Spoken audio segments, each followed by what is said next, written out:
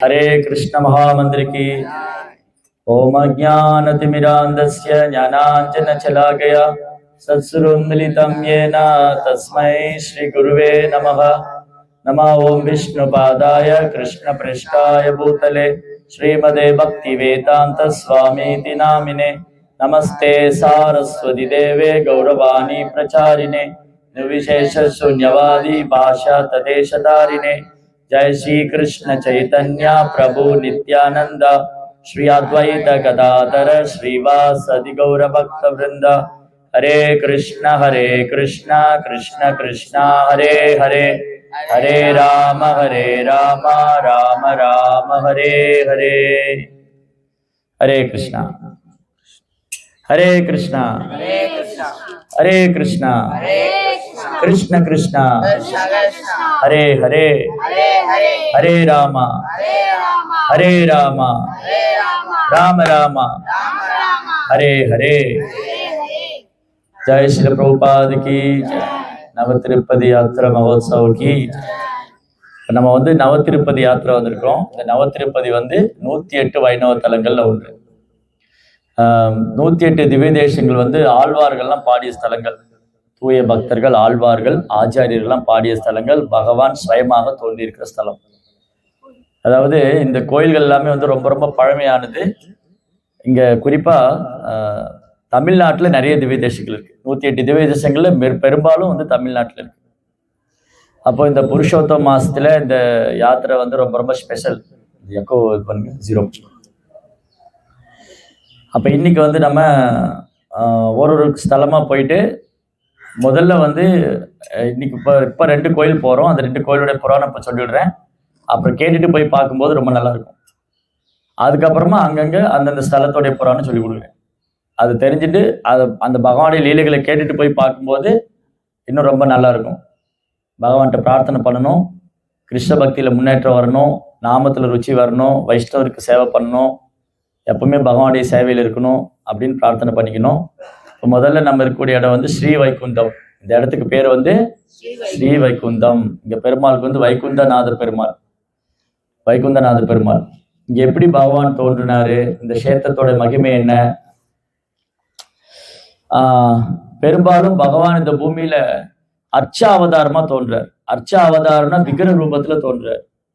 ஏன்னா பகவானை நேருக்கு நேரா பார்க்குற பாக்கியம் நம்ம இழந்துட்டோம். எதனால நம்மளால பகவானை நேருக்கு நேர் பார்க்க முடியல?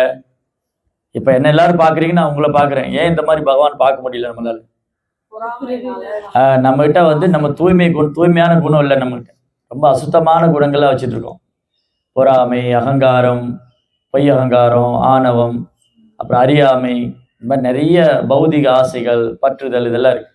இந்த மாதிரி நம்ம உடலோடு அடையாளப்படுத்திட்டு நம்ம பகவானை மறந்து போயிருக்கிறதுனால பகவான் நேருக்கு நேர் பார்க்க முடியல. அப்ப பகவான் என்ன பண்றாரு? ரொம்ப கருணையோட விக்கிரக ரூபத்துல வர்றார். எப்படி பகவான் விக்கிரக ரூபத்துல வர்றார்? தூய பக்தர்கள் பிரார்த்தனை செய்யும் போது பகவான் விக்கிரக ரூபத்துல வர்றார். அப்போ ஒரு தடவை பிரம்மா யாரு தெரியுமா? பிரம்மா யாரு? பகவானுடைய பிரம்மா யாரு? Who is Brahma? படைப்பினுடைய சிருஷ்டிகர்த்தா. அப்புறம் பிரம்மாவை பத்தி என்னெல்லாம் சொல்லலாம்? பிரம்மதேவர் படைப்புடைய சிருஷ்டிகர்த்தா, கிரியேஷனுக்கு இன்சார்ஜ் அவரு. அப்புறம் 12 மகாஜனங்கள் ஒருவர். பகவானுடைய தூய பக்தர்கள் 12 மகாஜனங்கள் ஒருவர். அப்புறம் இந்த படைப்பின் ஆரம்பத்திலிருந்து முதல் ஜீவராசி, பகவான் தோன்றிய முதல் ஜீவ தத்துவம், முதல் ஜீவராசி பிரம்மா. அப்புறம் வேற என்ன சொல்லலாம்? படைப்பினுடைய பகவான் சுயமாக தோன்றியவர், படைப்பினுடைய முதல் ஜீவராசி, அவர் 12 மகாஜனங்கள் ஒருவர். அப்புறம்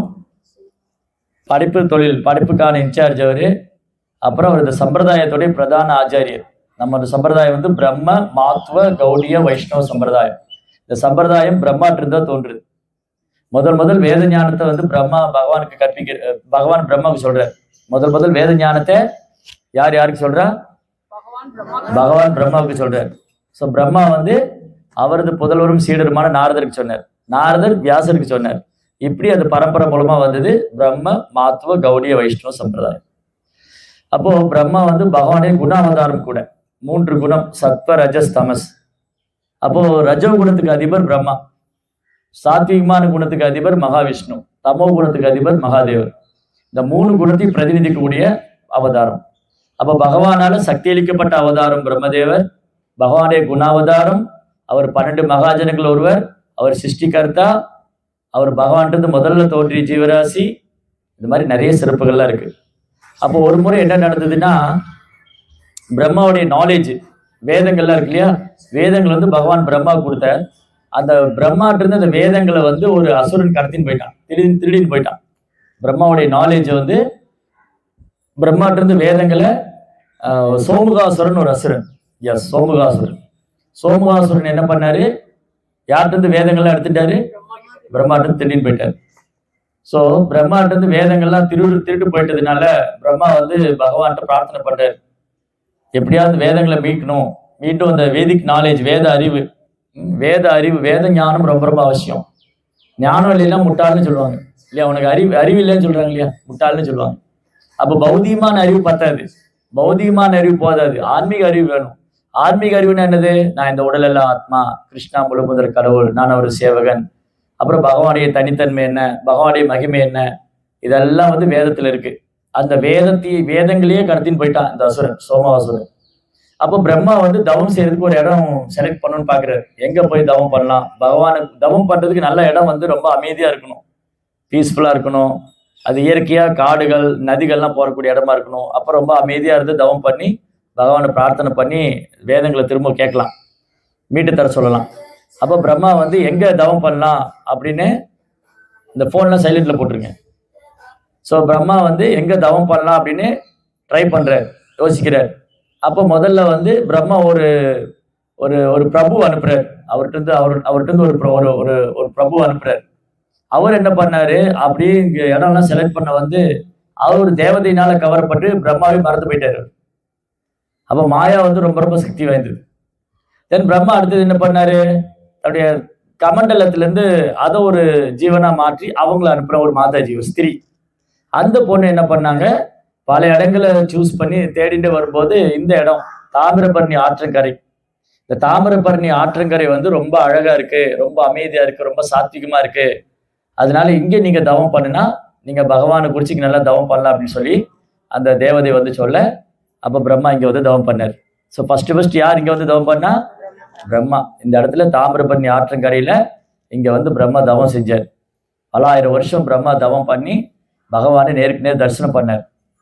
பகவான் எப்படி இருப்பாரு, பகவான் எப்படி இருப்பாரு, மழைக்காலத்து மேகத்தை ஒத்த நிறம், தாமரை போல கண்கள், என்றும் பாடாத வைஜெயந்தி மாலை, கழுத்துல வந்து என்றும் பாடாத வைஜெயந்தி மாலை, ஹரே கிருஷ்ணா, மார்பிள சிவசகுரி, கழுத்துல கௌஸ்துமணி, மஞ்சள் நிற பீதாம்பரை ஆடை அணிஞ்சிருப்பார்.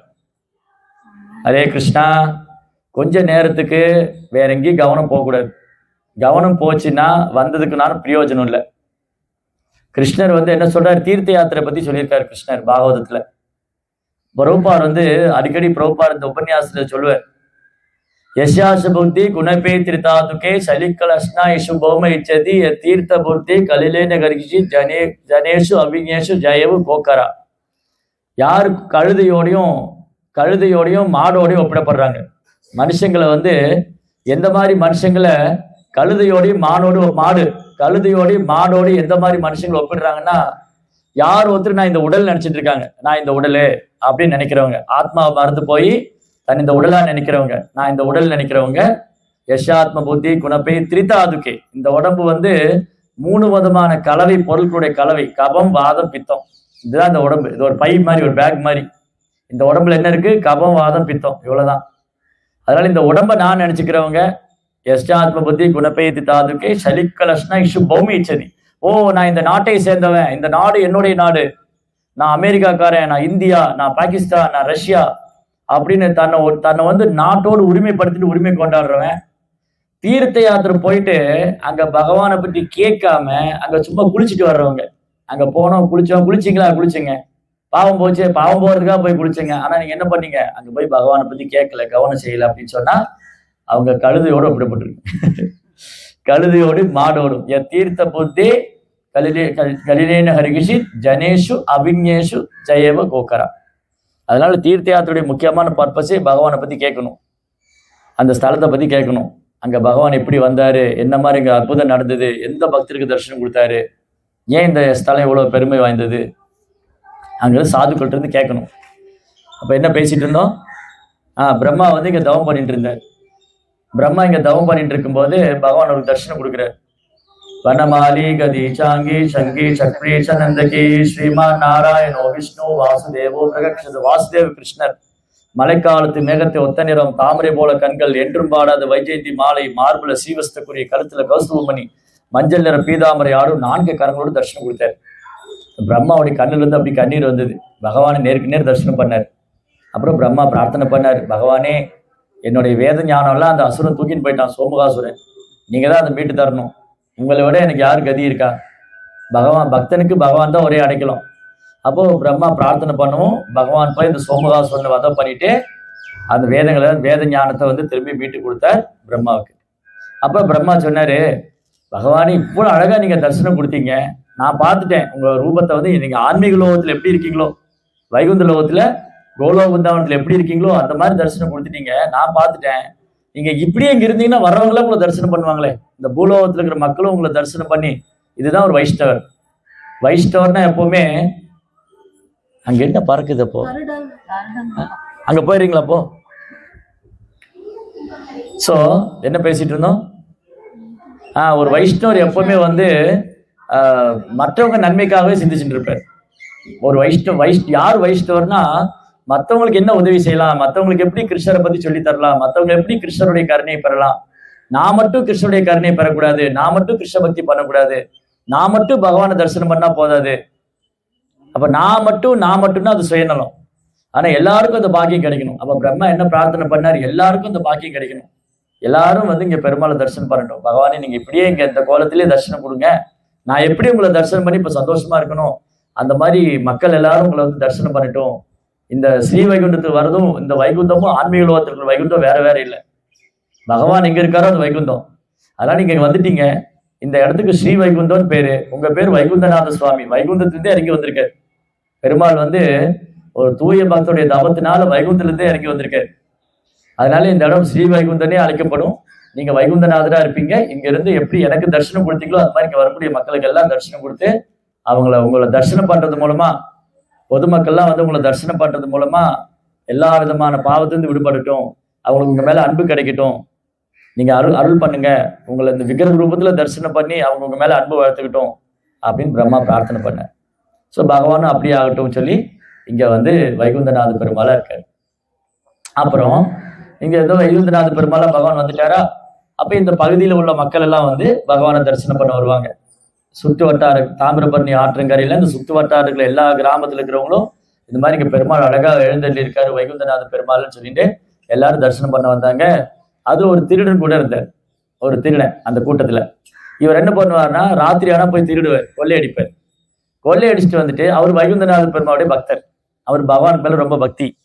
இன்னும் பகவான் மேல ரொம்ப பக்தி இருக்கு, ஆனா திருடவும் செய்வார். ஏன்னா அவருக்கு வந்து வேலை தொழில் தெரியல, அவர் வந்து திருட்டு தொழில் தான் பண்ணிருந்தார், திருட்டு தான் தொழிலை வச்சுட்டு இருக்காரு. ஆனா என்ன பண்ணுவார், பகவான் ஒரு பார்ட்னரா வச்சிருக்காரு. திருடுறதுல 50% கொண்டு வந்து பகவான்கிட்ட கொடுத்துருவார், ஒட்டியில போட்டுருவார். அவர் என்ன அன்னைக்கு திருடிட்டு வர்றாரோ அதுல வந்து பாதி பங்கு வந்து பகவானுக்கு கொடுத்துருவார். இப்படி தினமும் ஒரு கோயில்ல வருவாரு, பகவான்கிட்ட பிரார்த்தனை பண்ணுவாரு, அன்னைக்கு என்ன திருடிட்டு வராரோ அதை கோயில்ல வந்து கொடுத்துருவார், ஒட்டியில போட்டுருவார். அப்போ ஒரு நாள் என்ன ஆச்சு, அந்த திருடன் என்ன பண்ணாரு, காலதூஷன் பேர், காலதூஷன். இந்த காலதூஷன் என்ன பண்ணாரு, ஒரு நாள் ராஜாவோட அரண்மனையிலே கொள்ளடிக்க போயிட்டார்.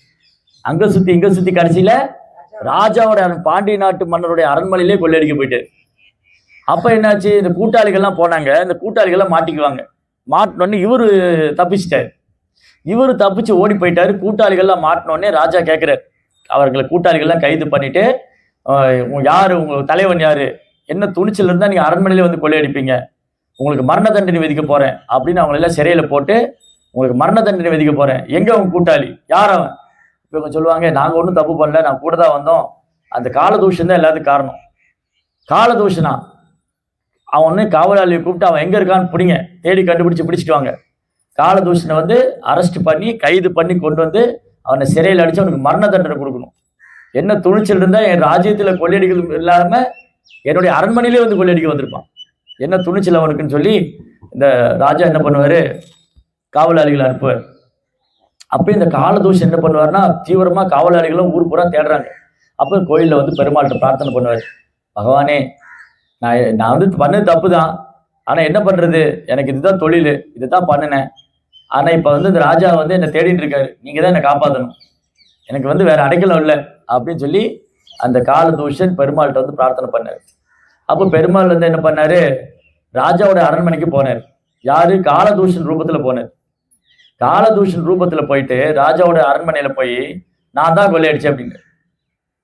என்ன துணிச்சல் உனக்கு, ராஜாவுக்கு தெரியாது வந்திருக்கிறது பெருமாள், என்ன துணிச்சல் உனக்கு, நீ கொள்ளையடிச்சதும் இல்லாம தைரியமா வந்து என்கிட்ட சொல்ற நான் தான் கொள்ளையடிச்சேன்னு, உனக்கு மரண தண்டனை விதிக்க போறேன். அப்ப இந்த காலதூஷன் சொல்வார், காலதூஷன் ரூபத்துல பெருமாள் சொல்றார், உன் ராஜ்யத்துல வந்து கஷ்டம் இல்லாம ஒரு சிட்டிசன் ஒரு ஒரு ஒரு பிரஜை கஷ்டம் இல்லாம இருந்தானா அவன் ஏன் திருடணும் கொள்ளையடிக்கணும்? அப்ப அவனுக்கு ஏதோ உன்னோட ராஜ்யத்துல தப்பு இருக்கு, உன்னோட ராஜ்யம் வந்து நல்லா இல்லை, நீ நல்லா ஆட்சி பண்ணல, நீ நல்லா ஆட்சி பண்ணா ஏன் குடிமக்கள் திருடணும் கொள்ளையடிக்கணும், ஏன் குடிமக்கள் ஒருத்தர் திருடன் ஆகணும், ஏன் கொள்ளையடிக்கணும்? அப்ப அது காரணம் யாரு, நான் திருடினதுக்கு கொள்ளையடிச்சுக்கு நீதான் காரணம். என்னடா அது இந்த திருடன் இப்படி பேசுறானேன்னு சொல்லிட்டு நீ என்னட்டே வாதம் பண்றியா, நீ உனக்கு யார் இதெல்லாம் சொல்லி கொடுத்தா, எப்படி இதெல்லாம் நீ பேசலாம், அதெல்லாம் இல்லை, கேட்ட கேள்விக்கு பதில் சொல்லு. நீ வந்து உன் ராஜ்யம் ஒழுங்கா இருந்தா நான் ஏன் திருட போறேன் கொள்ளையடிக்க போறேன்? அப்ப நீ திருடி கொள்ளை அடிச்சுட்டு அது நியாயவாரப்படுத்துறியாங்க, நியாயவாரப்படுத்துறியா அப்படின்னு சொல்லிட்டு மாதிரி பேசிட்டே இருக்கும்போது ஒரு கட்டத்துக்கு மேல ராஜாவுக்கு வந்து ஆச்சரியமாயிடும், என்னடா இந்த திருடன் வந்து இவ்வளவு தத்துவங்களை பேசுறான், இவ்வளவு புத்திசாலியா இருக்கான், யாரா இருக்கும் அது அப்படின்னு ரொம்ப டவுட் ஆயிடுச்சு. அப்புறம் ராஜா கேட்கிறார், உண்மையை சொல்லி நீ யாரு, ஒரு சாதாரண திருடனுக்கு இவ்வளவு தத்துவார்த்தங்களா பேசுறதுக்கான வாய்ப்பு கிடையாது, ஏதோ அறியாமையில் இருப்பான், திருடுவான், கொள்ளையடிப்பான், மேபி கஷ்டத்துல இருக்கலாம், வறுமையில் இருக்கலாம், அவன் கொள்ளையடிச்சிருக்கலாம், திருடி இருக்கலாம், ஆனா நீ இவ்வளவு புத்திசாலித்தனமா பேசுறிய, நீ யாரு? அப்பதான் பகவான் ஒரு தரிசனம் கொடுக்குறாரு. அந்த பகவான் வந்து வைகுந்தநாத பெருமாள் அந்த ராஜாவுக்கு தரிசனம் கொடுக்குறாரு. சொல்லிட்டு சொல்றாரு, நீ வந்து அந்த காலதூஷனை கைது பண்ணா என்னையும் கைது பண்ணும், நீ அவனை சிறையில போட்டா என்னையும் சிறை போடும், சென்னையும் சிறையில போடணும். ஏன், இவர் பார்ட்னரு இல்லையா, அவன் திருடினதுல பாதி வந்து பகவான் கொடுத்துருக்காரு, அதனால அவன் கொள்ளையடிச்ச பணத்துல பாதி எனக்கு கொடுத்துருக்கான், அப்ப அவனுக்கு தண்டனை கொடுத்தா அது பாதி எனக்கும் கொடுக்கும். பகவான் சொல்றாரு, அவனை நீ பனிஷ் பண்ணா என்னையும் பனிஷ் பண்ணும். இப்படி கேட்ட உடனே ராஜாவுக்கு அழுக வந்துடும். ஒரு திருடனுக்காக வந்து பகவான் இவ்வளவு தூரம் வந்து லீலை பண்றாருன்னா அப்ப எப்படி, எந்த அளவுக்கு அவனுக்கு பகவான் மேல பக்தி இருக்கணும். அந்த திருடனுக்கு வந்து அவன் திருட்டு தொழில் பண்ணியிருந்தாலும் அவன் பகவான் மேல எவ்வளவு பக்தி வச்சிருந்தா, எவ்வளவு அன்பு வச்சிருந்தா அவனுக்காக பகவான் வந்திருப்பார். அவனுக்காக பகவானே இந்த திருட்டு பட்டத்தை ஏத்துட்டு இருக்காரு. அவனுடைய பார்ட்னர் சொல்றாரு, அவனுக்கு கொடுக்குற தண்டனை எனக்கு கொடுக்கணுங்கிறாரு. அதனால ராஜா ஓடி போய் பகவானுடைய தாமரை பாதங்கள் நமஸ்காரம் பண்ணுவார். நமஸ்காரம் பண்ணிட்டு, இல்லை இல்லை நான் அவனை தண்டிக்க மாட்டேன், நான் அவனுக்கு குற்றம் செய்யலை, ஒன்றும் நான் அந்த குற்றமாக ஏற்றுக்கல, ஏன்னா பகவானே நீங்களே அவருக்காக வந்திருக்கீங்க அப்படின்னு சொன்ன உடனே இந்த ராஜாவுக்கும் அந்த திருடனுக்கும் 2 பேருக்கும் பகவான் ஆசீர்வாதம் பண்ணி அனுகிரகம் பண்ணுவார். 2 பேருக்கு தரிசனம் கொடுத்து அதுக்கப்புறம் அந்த திருடன் வந்து ராஜாவுடைய சபையில இருந்து அவருடைய பாதுகாப்புல இருப்பார். ஸோ இந்த மாதிரி பகவான் ஒரு நாளும் தன் பக்தனை கைவிட மாட்டார். கௌந்தேய பிரதிஜானேகி நமே பக்தம் நக்ஷதி. பகவத்கீதை பகவான் சொல்றார், என் பக்தன் என்னைக்கும் வீண் போக மாட்டார். அதனால இங்க பெருமாளுக்கு இன்னொரு பேர் இருக்கு. திருடரை என்னன்னு சொல்லுவாங்க தமிழ்ல, கல்லன், கள்ளபிரான்னு பேருக்கு பெருமாளுக்கு, கள்ளபிரான். சரி, அவர் வந்து ஜெய் வந்து ஒரு சின்ன வயசுல தெரியாம ஒரு ஜாமெட்ரி பாக்ஸ் திருடிட்டு வந்துட்டார் ஸ்கூல்ல இருந்து. அப்ப பார்க்கும்போதுல அவர் சொல்றாங்க, ஜாமெட்ரி பாக்ஸ் திருடியவனே, பேனா திருடியவனே, பென்சில் திருடியவனே அப்படின்னா ஜெய் கோவம் வருமா வராதா? ஏதோ ஒரு சின்ன வயசுல தெரியாம ஒரு பென்சில் திருடிட்டு வந்துட்டேன், அதுலேருந்து எனக்கு இதை பேராவே வச்சுட்டாங்க, பேனாவை திருடியவன், பென்சிலை திருடியவன், தெரியாம எடுத்தது சின்ன வயசுல. அப்ப என்ன ஆகும், நம்ம யாராவது ஒரு தப்பு பண்ணிட்டா நம்மளை ஏதாவது சொன்னா கோபம் வரும் நமக்கு. என்ன, ஆமா நான் திருடினேன், இப்ப என்ன உங்களுக்கு, சண்டைக்கு போயிடுவோம். ஆனா பகவானை பார்த்து கள்ளபிரான்னு சொல்றோம், திருடரே அப்படின்னு. ஆனா பகவான் சிரிச்சுட்டே தரிசனம் கொடுக்குறாரு. அதுதான் பகவான். பகவான் தன் பக்தனுக்காக பக்தரோடு லீலை செய்யும் போது, பகவான் தன் பக்தனோடு அன்பு பரிமாற்றம் செய்யும் போது அந்த மாதிரி பேரை கூட ஏத்துக்கிறார். ஒரு கோயில்ல பாயாசத்தை திருடியவர்னு பேர் அவருக்கு, கீர்ச்சோர் கோபினார், பாயாசத்தை திருடி வச்சிருவார். மக்கன் சோர், வெண்ணையை திருடியவர். அப்ப கிருஷ்ணருக்கு எவ்வளவு திருட்டு பேர் இருக்கு பாருங்க. வெண்ணையை திருடியவர், பாயாசத்தை திருடியவர், கள்ளபிரான். பகவான் சிரிச்சுட்டே இருக்காரு. நம்மளை பார்த்து யாராவது பேனாவை திருடியவரே, பென்சிலை திருடிய, கோயிலேருந்து டப்பாவை தூக்கிட்டு போனவரே அப்படின்னு சொன்னா கோவம் வராது. கோயிலேருந்து தெரியாம பிரசாதுக்கு டப்பாவை தூக்கிட்டு போனவங்களே, என்ன ஒரு பிளாஸ்டிக் டப்பா, அதை தூக்கிட்டு போயிட்டா சொல்லிக்கிட்டே இருக்கிறாங்க இல்லையா? அது மாதிரிதான். ஆனா பகவானுக்கு கோபமே வராது. ஏன்னா பகவான் எப்போ சுத்த சாத்தியமான குணத்தில் இருக்கார். தன் பக்தனோடு அன்பு பரிமாற்றம் செய்யும் போது எந்த பேரும் ஏத்துக்க தயாரா இருக்காரு. தன் பக்தனுக்காக திருட்டு பட்டத்தை கூட ஏத்துக்க தயாரா இருக்காரு. இப்ப தன்னுடைய பக்தனுக்காக வேண்டி திருட்டு பட்டத்தை கூட பகவான் ஏத்துக்க தயாரா இருக்காரு. அதனால பகவான் ரொம்ப ரொம்ப கருணை வாய்ந்தவர்.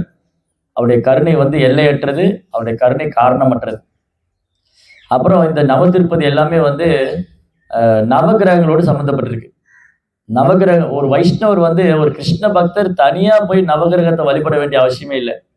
கிருஷ்ணரை வழிபட்டாலே எல்லாமே பூர்த்தி ஆயிடும். யதார்த்தரோ மூல நிசேஷனேன தந்தி தஸ்கந்த புஜோபசாகா பிராணோபகாராம் எதேந்திரியானாம் சர்வாகரணம் அச்சுதேஜ்யா. இந்த உடம்புக்கு உணவளி, இந்த வயிற்றுக்கு உணவளிக்கிறதுனால உடல் உள்ள எல்லா பாகமும் சக்தியா வேலை செய்யும். அப்புறம் வேருக்கு தண்ணி ஊத்துறதுனால மரம் இலை கிளைகள்லாம் பசுமையாகும். பூவுக்கு தனியா, இலைக்கு தனியெல்லாம் தண்ணி விட வேண்டாம். காதுக்கு தனியா, மூக்கு தனியெல்லாம் சட்னி வச்சுக்க வேண்டாம். வயிற்றுக்குள்ள உணவு போனா உடல் உள்ள எல்லா பாகம் வேலை செய்யும், நல்லா வேலை செய்யும். வேருக்கு தண்ணி ஊத்துனா மரம் நல்லா இருக்கும். அதே போல பகவானை வழிபட்டாலே அவருடைய அங்க உறுப்புகளான அம்சங்களான எல்லா தேவி தேவரும் திருப்தி அடைஞ்சிருவாங்க. அப்போ ஒருவேளை பக்தர்களுக்கு ஏதாவது சில ஃபீல் பண்ணலாம், எனக்கு செவ்வாய் தோஷம் இருக்கு, ராகு தோஷம் இருக்குன்னு அப்படின்னு ஃபீல் பண்ணா, அந்த ஒரு முதல்ல உண்மை என்னன்னா, எந்த கிரகமும் ஒரு ஆத்மாவை பாதிக்காது. எந்த கிரகமும் ஆத்மாவை பாதிக்க முடியாது. எந்த கிரகத்தினாலும் ஆத்மாவுக்கு தோஷம் வராது. ஏன்னா ஆத்மா ஆன்மீகமானது. ஆனா இந்த உடல் எடுத்துட்டதுனால நம்ம அறியாமையில் என்ன நினைச்சுக்கிறோம், எனக்கு இந்த கிரகத்தினால தோஷம், எனக்கு செவ்வாய் தோஷம், எனக்கு ராகு தோஷம், எனக்கு கேது தோஷம், எனக்கு குரு தோஷம், இந்த மாதிரி சில தோஷங்கள்லாம் இருக்கு அப்படின்னு நம்ம நினைச்சுக்கிட்டா, அப்படி கூட ஒருவேளை நம்ம நினைச்சுக்கிட்டோம்னு சொன்னா, அப்ப கூட அந்த ஸ்தலங்களுக்கு போக வேண்டிய அவசியம் இல்லை. ராகு ஸ்தலத்துக்கோ கேது ஸ்தலத்துக்கோ. இந்த நவதிருப்பதியில 9 பெருமாளை தரிசனம் பண்ணா 9 நவகிரக கோயிலுக்கு போய் தரிசனம் பண்ண பலன் கிடைச்சிடும். ஏன்னா எல்லா தேவி தேவர்களும் பகவான ஆராதனை பண்ணிட்டு இருக்காங்க. சந்திரன், சூரியன், செவ்வாய், குரு, புதன், சுக்கிரன், எல்லா தேவர்களும் பகவான் ஆராதிக்கிறாங்க. அப்ப இந்த ஸ்தலம் இது சூரிய ஸ்தலம். சூரிய தோஷம் யாருக்கா இருக்கு அப்படின்னு சொன்னா இங்க பெருமாளை தரிசனம் பண்ணா அது போயிடும். அது அவ்வளவுதான். ஏன்னா சூரியன் எல்லா கிரகத்துக்கும் ராஜா. யக்ஷுரேசு சவிதா சகல கிரகானா ராஜா சமஸ்த சுரமூர்த்தி ரசேச தேஜா யஜ்ஞாகயா பிரமதி சம்பிரத கால சக்கரோ கோவிந்தமாதி புருஷம் தவகம் பஜாமி. கோவிந்தன் கிருஷ்ணர் ஆதி புருஷன். சூரிய தேவன் கிரகங்களுக்கெல்லாம் ராஜா. அந்த சூரிய தேவன் கிரகத்துக்கெல்லாம் ராஜாவா இருக்கிற சூரியன் யாருடைய மேற்பார்வையில் இறங்குறாரு? கோவிந்தனுடைய மேற்பார்வையில் இயங்கிக் கொண்டிருக்கிறார். அதனால பகவானுடைய தாமரை திருப்பாதத்தை பற்றி கொண்டால் அந்த பக்தனுக்கு எந்த தோஷமும் கிடையாது. எல்லா தோஷமும் நிவர்த்தி ஆயிடும், சர்வ தோஷம் நிவர்த்தி ஆயிடும். அதனால கலியுகத்துல எல்லா தோஷங்களும் நிவர்த்தி ஆகிறதுக்கு ஒரே வழி என்னன்னா, பகவானின் நாமத்தை உச்சரிக்கிறது. ஹரே கிருஷ்ணா கிருஷ்ண கிருஷ்ண ஹரே ஹரே, ஹரே ராம ராம ராம ஹரே ஹரே. இந்த நாமத்தை எவ்வளவு சிரத்தையோட உச்சரிக்கிறோமோ, பகவானும் ஒரு நாமம் வேற வேற இல்லை. இந்த நாமத்தை சிரத்தையோட உச்சரித்தோம்னு சொன்னா எல்லா தோஷங்களும் எல்லா பாவங்களும் நம்ம விட்டு விலகிடும். அதனாலதான் கெஞ்சி கெஞ்சி கேட்கிறோம், 16 மாலை, குறைந்தபட்சம் 16 மாலை சொல்லுங்க, சாண்டிங். ஏன் சாண்டிங் பண்ணுங்க, சாண்டிங் பண்ணி கையில காலில் உழுகாத குறையா கேட்கிறோம். ஏன்னா அவ்வளவு முக்கியம் அது. பகவானி நாமத்துல முழு சக்தி இருக்கு. அதனால தயவு செஞ்சு ஜபத்தை கவனமா பண்ணணும். ஜபம் பண்ணும்போது பேசுறது, விளையாடுறது, மொபைல் பார்க்கறது எதுவும் பண்ணக்கூடாது. சாண்டிங்ல சாண்டிங் தான். ஸோ சாண்டிங் நாம ஜபம் எவ்வளோ சின்சியரா நம்ம இம்ப்ரூவ் பண்றோமோ, எவ்வளோ சின்சியரா சாண்ட் பண்றோமோ, ஜபத்தை எவ்வளவு கவனமா பண்றோமோ அவ்வளவுக்கு அவ்வளவு நமக்கு நன்மை இருக்கிறதுல. கிரக தோஷங்கள், பாபகாரங்கள் எல்லாமே நிவர்த்தி ஆயிடும். எல்லாத்துக்கும் மேல கிருஷ்ணன் மேல தூய அன்பு கொடுக்கும். ஹரே கிருஷ்ணா. ஜெய் ஸ்ரீல பிரபுபாத் கி. அப்போ